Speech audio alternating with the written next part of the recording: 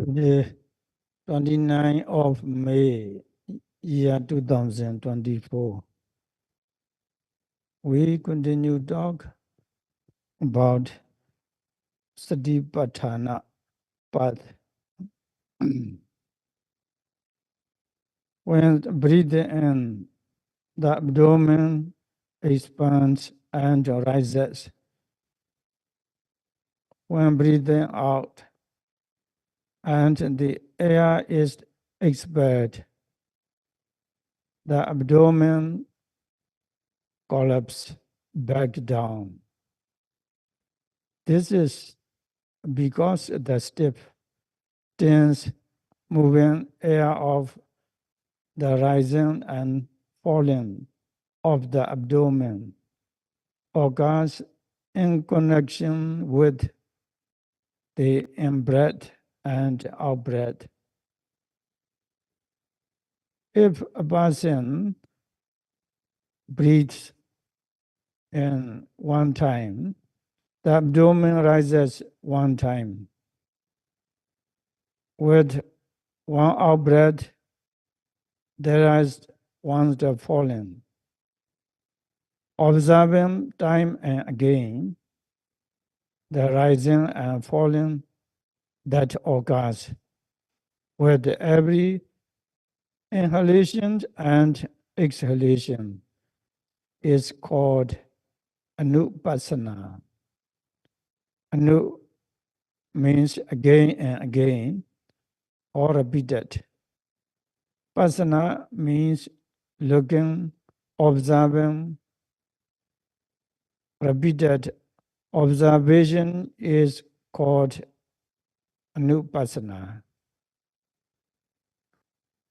If you look before it rises or before it falls, you cannot see the rising or the falling because they are not happening presently. You cannot know them directly at the time. Only the presently occurring rising and falling can be observed and seen. Only if you look at the sky, once the lightning flashes, lightning can be seen. It cannot be observed in advance before it flashes, nor can it be seen after it has flashed. It won't be seen directly because at that point it is just imagination. Only if you look at the sky right at the moment lightning flashes, you will come to know something. What is lit up, the colors that emerge, the pattern it makes, whether bent, crooked, carved, and so on. If you go and look after it flashes, you won't be able to see. Nor would you be able to see. If you look in advance, before it flashes, looking to see the way lightning flashes is just like looking to see at the moment of rising and falling. You must practice in order to be able to observe again and again at the moment of rising and falling, so as to catch them. You must exercise. You must observe at the very moment of rising in order to catch it in time. You must make it a habit. You must develop the habit of observing the falling. At the very moment it happens. At the start of practice, you cannot yet observe right at the very moment of rising and the very moment of falling. Not being able to observe, you cannot yet know sabhava, true nature. Practice is very important. Only if there is the practice, you can come to see the thing to be seen. If there is no practice, you cannot know what is to be seen. The texts say that first of all, there must be practice. The person who is making a practice of observing the apparent rising and falling repeatedly is called anupasi in Pali. On the what should practice be done, the Sutta says, Kaye. You should make a practice of observing the presently arising mass of rising kaya, applying its name, rising. When there is the falling, you must also make a practice of observing it using the mental level, falling. You must simply do this every rising and every falling. When there is practice, most of the time there is observant knowing of every rising and every falling. You come to possess this observant knowing that is called anupasi. You reach us the stage where you can observe the rising and the falling, which flows like a big stream of water without a break. That is because you have developed the habit. Without a correct, steady practice like that, you will never know rising and falling. When doing walking meditation also, you must make it a practice to make the mind stick with the leg during every lifting, moving and placing, so that the mind reaches the object. If the practice is not good, you don't know sabhava. If the practice is not good,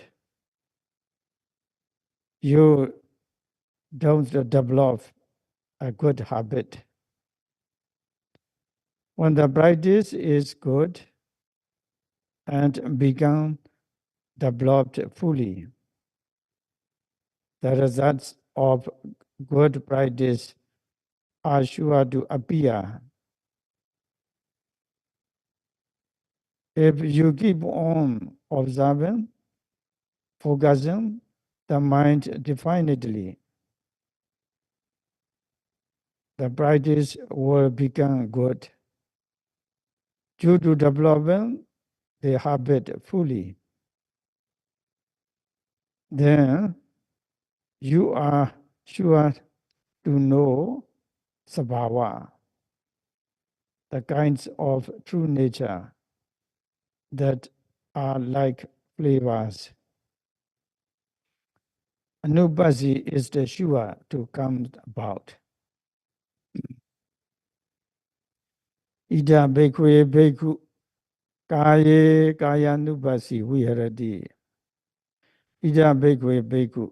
Bhikkhu, a monk in this sasana, or a meditating yogi in this sasana. The term bhikkhu includes the monks. In those days, there were also bhikkhunis. At present, in place of bhikkhunis, there are nuns, Sikhawati, men called upasakas, and the women called upasika are also included. All these four types of people come under the headings of bhikkhus. The reasons for this is that they have come to the sasana because they fear seeing the frightening aspects of four future lives to come as something to be feared. That the sort of the person is called bhikkhu. If a person has been born a human being, he should be a true human being. He should be able to keep his mind human. He should possess the intelligence of a human being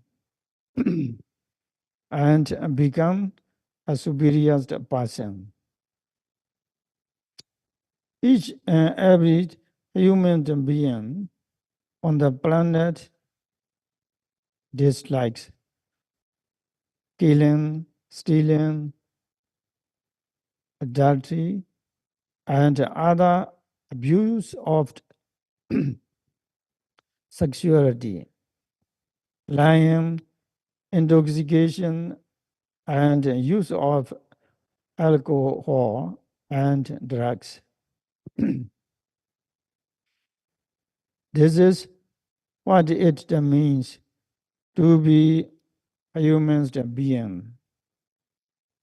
People should further understand that these are loathsome and disgusting.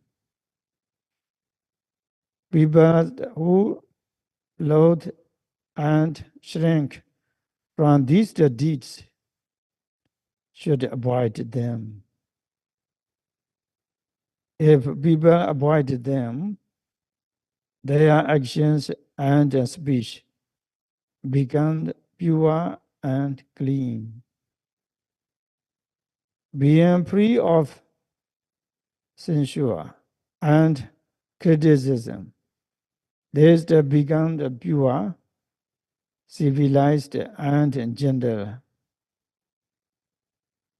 They become peaceful and re- refined. They don't abuse or harm others. And in doing so, others are automatically protected. Two things are accomplished at the same time. A human being should have sympathy and consideration. That is, a person should understand that just as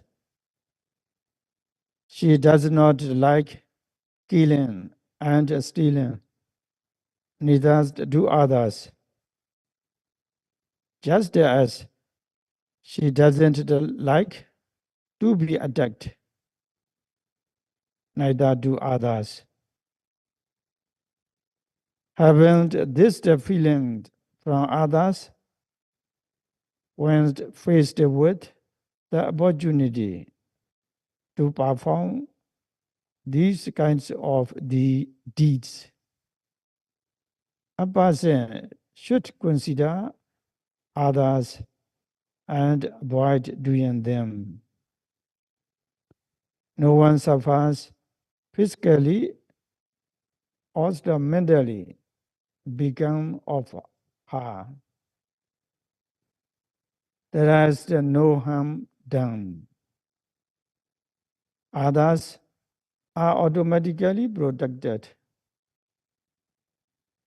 just as she protects others out of compassion and consideration. She keeps herself from doing wrong. That method of living so as to be a true human being is called the training of morality, sila sikha. We should have mutual the feelings of wanting what is the good for each other. We should have the compassion. Once the person wants the welfare of others, hatred does not arise in the mind. Even if it arises, it's easy to remove, overcome. Although cruel feelings may also arise at times, they are easy to dispel. It's because of true metta and true compassion that a person is free of hatred and cruelty. Two forms of dosa. With a foundation of metta and compassion, a person will welcome the good circumstances of other people. She will want others to enjoy good things as she does. This is the person with a fundamentally good attitude. A person who can keep her mind humane. There should be that the base at least. The best thing which is the guaranteed, is to practice Satipatthana Bhavana as yogis that are doing now, which develops the mind and to make knowledge increase. If the observation becomes quite the good due to effort, on the precedent moment of noting is connected with the following one. Lava cannot enter and make the mind defined. Nor can dosa enter the mind and define it. The mind is the pure. That is a high level consciousness. The mind becomes more mature when the knowledge that develops stage by stage, starting from the discernment of nama and the rupa. As you continue to note, the mind develops the ability to withstand conditions. As you come to correctly see what you had initially mistaken, the mind becomes even clearer. Finally, you encounter truth to happiness if you crossed over from the observing the endless stream of physical and mental phenomena rising and passing away, called Pavada, to the cessation of physical and mental phenomena, called Abodha. You should practice to encounter this happiness at least once.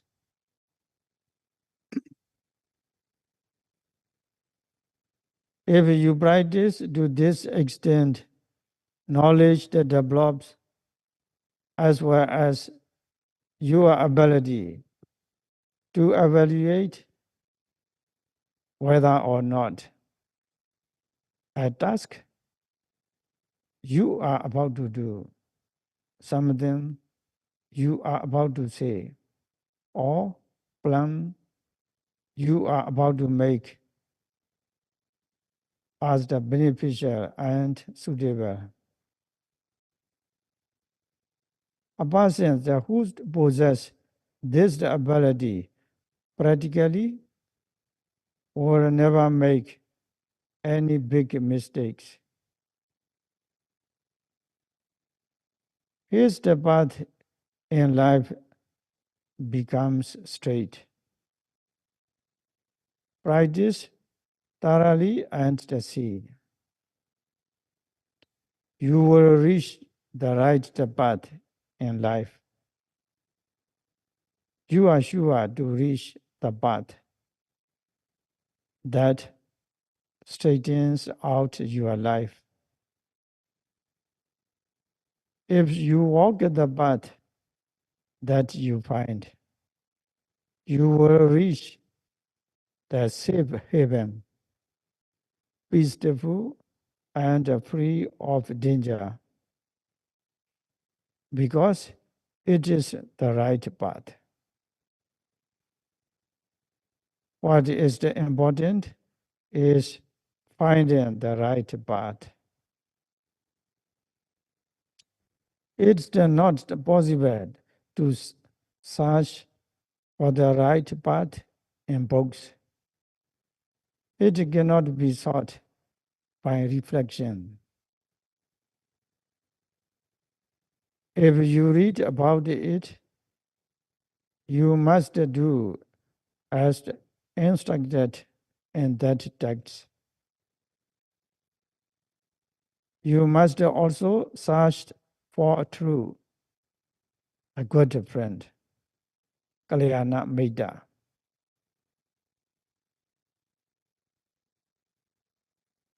Person has the responsibility to follow exactly what that person, Kalyana Maida, says. If you have found someone who can truly point out the path, no one's her duty and always walking straight along. As you walk, you will gradually find true things. At that time, you will become happy. Will not be any more boredom. If you reach this happy stage, it does not take long. You can find real happiness in just a short moment. The teachers asked the yogis to reach that stage every day, according to the teaching of the Buddha, as instructed by the late most venerable Mahasi Sayadaw. In the world, there are a complete variety of affairs that people attend to. There are easy tasks as well as the difficult ones. Although a task may be easy, if you have no training, the task can still be difficult. If a person has practice or training in performing a difficult task, the task can become easy. A person must think about it like that. In the present task of studying oneself, concentrating the mind is not easy. The task of looking so as to be able to see the true nature, sabhava, that really exists in the body is not an easy one either. It is a difficult task. However, nothing is impossible. Nothing is impossible. The Buddha only taught what is the possible to do. He tried for himself, and what he found worked. What he taught is not imaginary. Now, yogi asked the working to develop the practice. In this sasana, yogi are dwelling repeatedly, observing the evident, arising kaya as kaya. You have the habit of observing again and again and live that way. If you practice, first of all, and gain the habit, it become easy. The moment of observation flows like a large stream of water. As you note, whatever physical or the other phenomenon arises begins with the rising and the falling. There is no break in the flow. That itself is called anupasi. What is the present in this practice? That is the beyond again. If there are no abilities or power, it will not be possible to work to gain the practice. If there is no practice, it's not possible to gain good skills. The Buddha showed this by first listening the practice of observing again and again. Then the capability of the repeated observation. What must be present for that to occur? The Buddha showed that its components are Adabi, Sambhajano, Sadima. Adabi means that there must be ardent effort in order to be able to observe the arising bodily action without a break. To say that must be effort doesn't mean just a little bit. There must be a lot of it. There must be effort interactively every time bodily action becomes apparent. You cannot be cool, nor slack, nor slow and sluggish. In this sutta, the Buddha called the quality of beings alert, active, and vigorous atapa, ardent effort. Only if you possess atapa, you will be able to develop the habit of anupassana.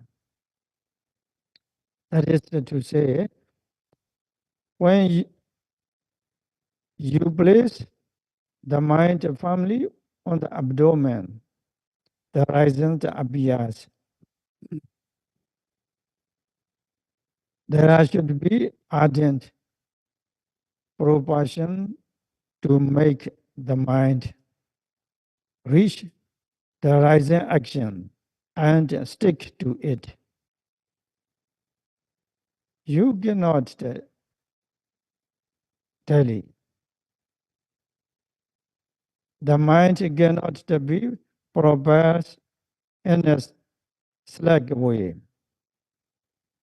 The mind can only be propelled with alertness, activity, and vigor.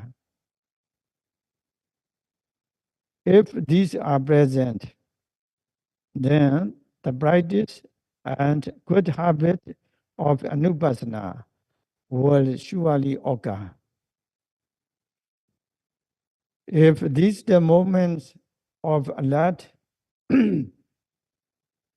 and vigorous propelling of the mind become connected one after another. This kind of the viriya will gain momentum. That is called anupassana. The person who possesses anu, anu, anupasi is the called the person who possesses anupassana is the called anupasi. An ardent application of the ardent effort, viriya, is not at all present as long as the observable object arises, or if present but not warm and strong, stick cannot stick to the observable arising object of rising and falling. Thus, in order for sati to stick, yogi must apply ardent propulsion. Propulsion is very important. In 1 minute, there are 60 seconds. The, the abdomen is rising nearly every second. If there is one moment of rising, there must always be propulsion to get the mind to the rising. If it falls, there must always be propulsion to make sati reach the falling and stay there. This does not mean a little bit of propulsion. There must be a lot. Once the moment of propulsion needs to follow another continuously. What is the benefit of there being a lot of the propulsions energy? As long as there is the propellants energy, the slack, lazy mind does not arise. The mind is free of slack laziness for one moment. If there is the one moment of propellants energy, without that kind of energy, the qualities of slackness, stopping short, and backing off are sure to enter the mind stream. The qualities of wanting to remain pure and develop the practice will no longer be present. Now, because of applying ardent propulsion, the mind does not become slack and lazy. These qualities are conquered. Once the ardent effort is made again and again, becoming food strength, the fact that it's exceedingly strong is praiseworthy. You come to realize yourself. My courageous effort has become good because it is the good. The defilements starting with laziness cannot arise. I really did it. You yourself practice the effort. Results that come follows application of effort because you understand the virtues of ardent effort. Therefore, yogi calculated foster yourself whether or not ardent application of effort is present every second of the time to observe the arising object, starting with the rising and the falling.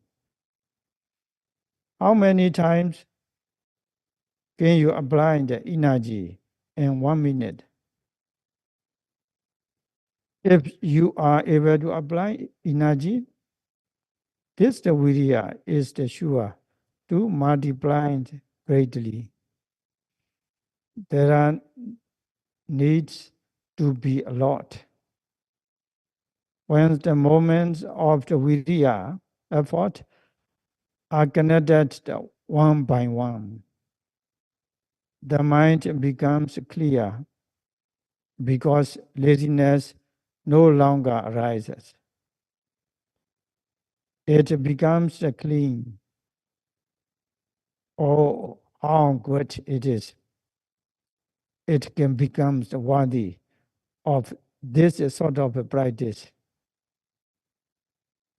You have to try in order to make viriya become praiseworthy in just a short time. Okay, Dhamma talk, we will just stop our discourse for today. No? By the practices, the vipassana meditation, may all the yogis be liberated from all the suffering.